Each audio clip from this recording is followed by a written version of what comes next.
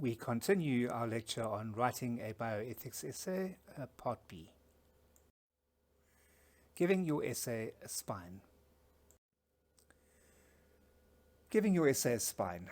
So remember that what you're trying to do here is to write persuasively and convincingly in defense of your thesis. Readers need you to structure your thoughts and to organize them in such a way that it makes it easy for them to follow the argument that you are making. So remember, every essay is going to need an introduction of some kind and a conclusion, and also that you need to plan the body of your essay. Now, because you're going to start off identifying, as you would in a debate, you're going to start off identifying the position that you are arguing for, and then you're going to make arguments for that position. Even though you're doing that, for you to be able to do that, that is, you actually already have to have some idea in your mind before you start writing as to how you are going to argue, what arguments you could possibly use. So the body of your essay also needs to be planned.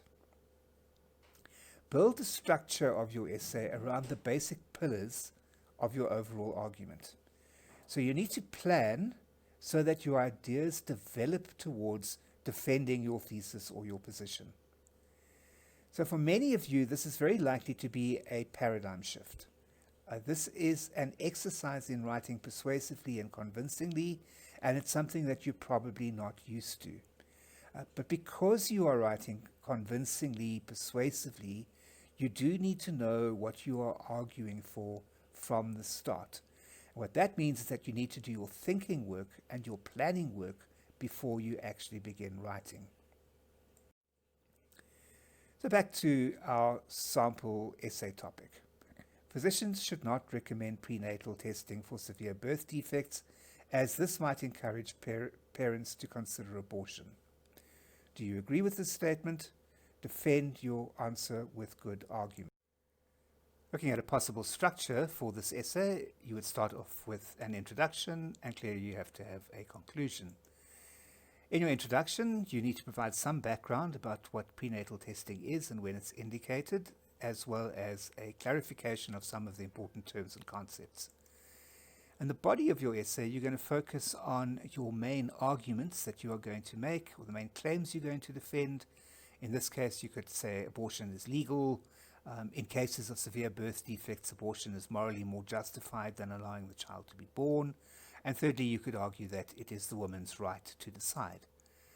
You then still need to go on, because now all you've essentially dealt with is whether or not abortion is morally right. You need to go on to argue for why physicians should in fact recommend such testing when it is indicated, because that's what the question is about. And then finally, before you come to your conclusion, you could respond to some objections. And as examples, I'm going to say you could respond to the objection based on the idea of sanctity of life, as well as another objection based on the idea that the test results in these cases might be actually wrong. So the basic structure of an essay should always be that you start with an introduction in which you tell your reader briefly what you're going to say, then the body in which you say it, fully say what you want to say, and then your conclusion in which again you tell your reader briefly what you have said. Introduction. So what should you include in the introduction? Its purpose is to introduce your reader to the subject of your essay, to give your reader an overview of what you're going to be doing, or kind of a roadmap, if you like, through your thinking. You should assume that your reader doesn't know the question, so tell them what your essay is about, but obviously do that very briefly. So you should summarize and interpret the question, don't just write it out. Give a breakdown or a roadmap of the most important sections of your essay, and then very, very importantly, say what position you will be defending. This is what we call your thesis statement. You need to say up front what it is you're going to be arguing for. So an example of an introduction to this essay question could be something like this. Prenatal testing is commonly practiced in modern medicine. Tests are able to establish with a high degree of accuracy that a pregnancy is likely to result in one or more of a variety of possible birth defects. The statement in the set question makes the claim that physicians should not recommend prenatal testing for severe birth defects, as this might encourage parents to consider abortion. The statement is correct that such testing will likely encourage parents to consider abortion. However, it assumes that abortion in such cases is morally wrong. In this essay, I argue that abortion in these cases is morally justified, and that physicians should therefore recommend prenatal testing where such testing is indicated. Now notice you're not just saying physicians should recommend testing. It's a bit more nuanced than that. You're saying only where these tests are actually indicated or required.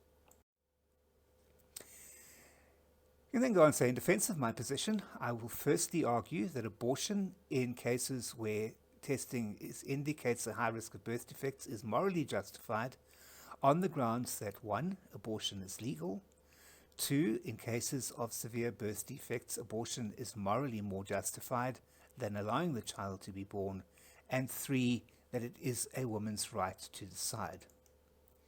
Secondly, I will argue that since abortion is justified in such cases, physicians should recommend prenatal testing where it is indicated. So you can see, because the question is about recommending prenatal testing, you haven't answered it if you simply have argued that abortion in such cases is morally justified, or the other way around. You still need to say, deal with the question about whether or not it should be recommended. I complete my argument by responding to some obvious objections to my position. That brings us to the end of Part B of this lecture on writing a bioethics essay. Thank you.